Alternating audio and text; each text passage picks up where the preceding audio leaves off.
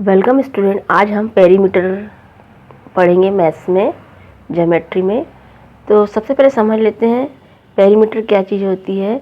कोई सा भी फिगर, जैसे ये मैंने स्क्वायर बनाया है, तो इसका पेरीमीटर क्या होगा? Sum of all side. इसमें 4 साइड्स हैं, 1, ये भी 1, इसकी जो लेंथ है वो 1 1 है। तो क्योंकि ये स्क्वायर है तो पेरीमीटर क्या होगा? सम ऑफ ऑल साइड्स, उसे कहते हैं पेरीमीटर।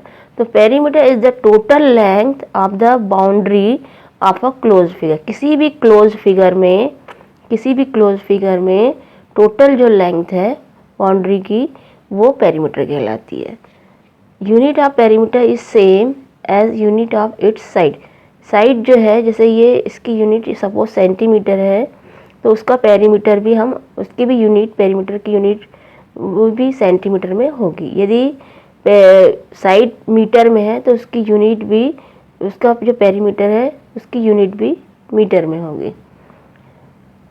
अब जैसे देखें पेरीमीटर ऑफ ट्राइंगल, ये कोई ट्राइंगल सपोज हमने ले लिया ट्राइंगल, तो पेरीमीटर ऑफ ट्राइंगल होगा sum of length of all sides.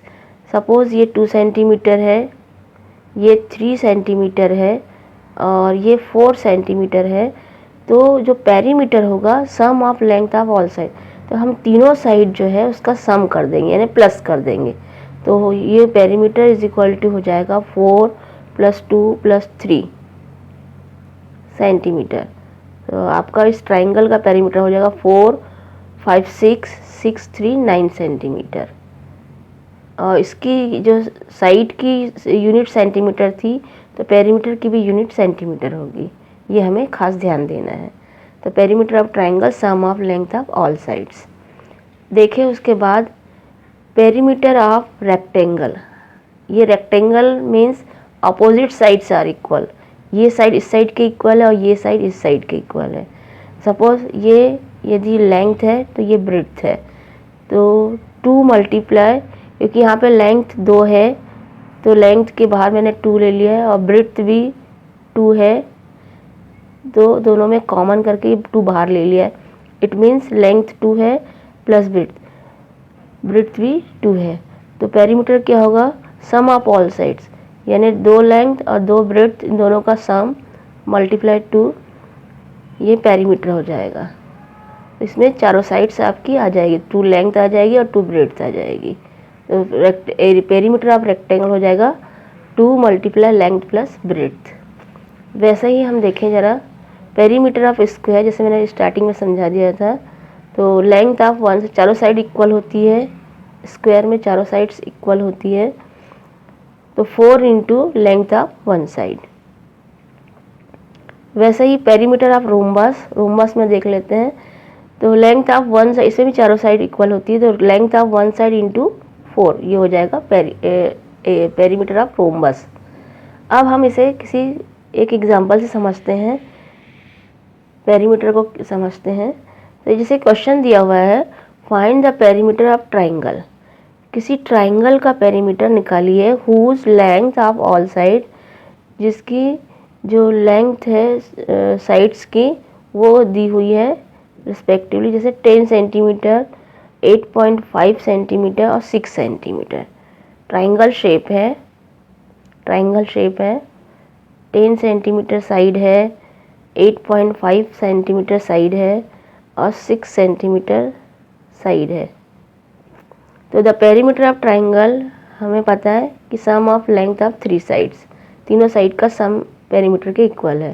तो तीनों साइड का हमने प्लस कर लिया, ये यूनिट सेंटीमीटर में है, तीनों को हम प्लस करेंगे तो 24.5 आ जाएगा centimetre. Hence the perimeter of given triangle is, हमने पाया कि पेरीमीटर निकला है इस ट्राइंगल का 24.5 सेंटीमीटर। यूनिट हमें खास ध्यान रखना है, पावर में नहीं होगी, एरिया में पावर में होती है, लेकिन पेरीमीटर में जो साइड की यूनिट है वही इसमें पेरीमीटर की भी यूनिट होगी, तो सेंटीमीटर आ जाएगी। सेकंड एग्जांपल देखते हैं, find the perimeter of a rectangle. अब किसी रेक्टेंगल का पेरीमीटर निकालना है, whose length and breadth, length दी हुई है 18 सेंटीमीटर और ब्रेड्थ दी हुई है 15 सेंटीमीटर।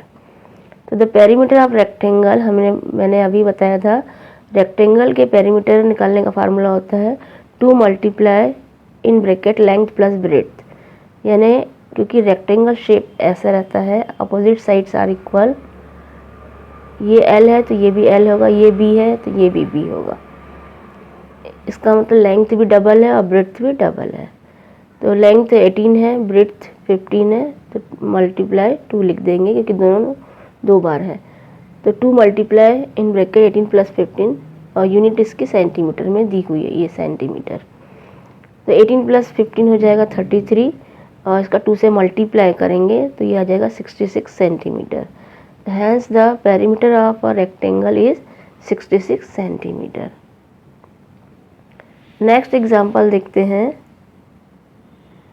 अब इस एग्जाम्पल में find the perimeter of a square, किसी स्क्वायर शेप के लिए पेरीमीटर निकालना है, क्योंकि हमें पता है कि स्क्वायर में चारों साइड इक्वल होती है।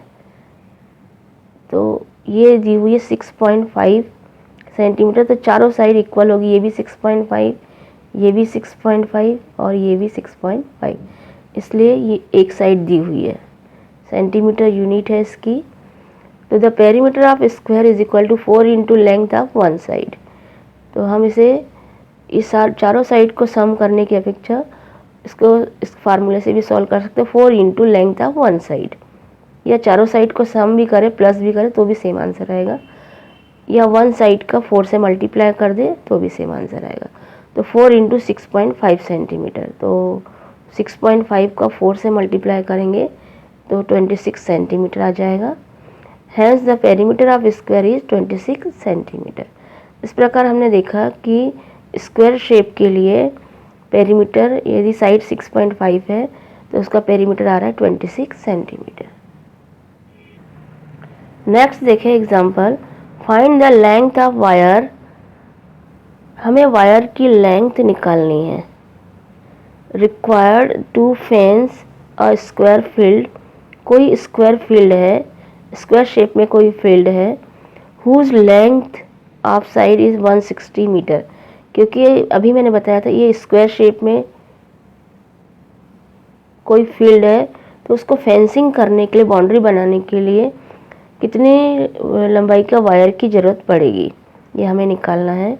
यदि इसकी वन साइड की लेंथ 160 मीटर है, अब यूनिट मीटर में है। Find the cost of wire, तो जो वायर उसमें यूज़ होगा वो उसकी कीमत क्या होगी। यदि 1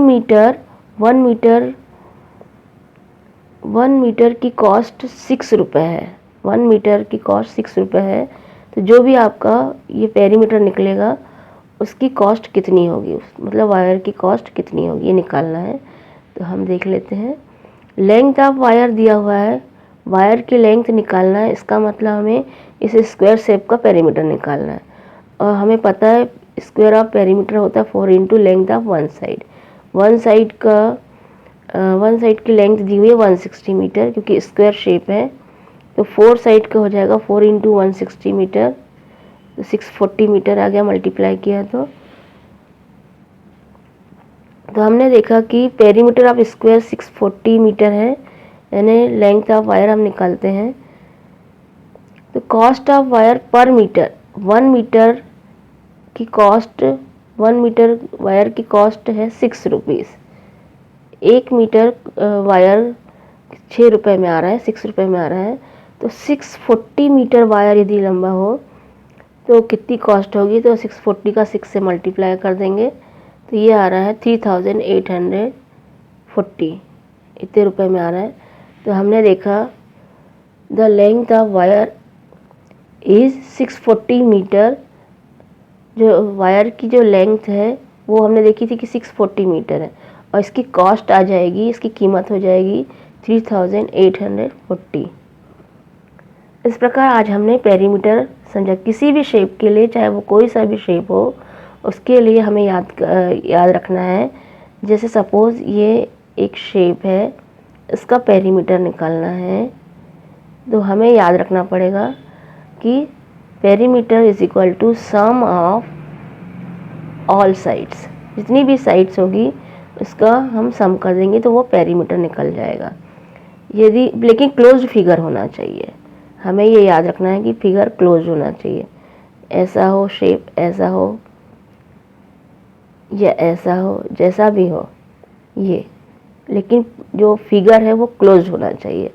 ये 2 लिखा है, ये 2 लिखा है, ये 1 लिखा है, ये 1, ये 1 1 1 2 3। तो पेरीमीटर क्या होगा, सम ऑफ ऑल, जितनी भी साइड सबका हम सम कर देंगे तो वो पेरीमीटर निकल जाएगा। तो ये आज हमने पेरीमीटर के बारे में पढ़ा। Thank you student for watching.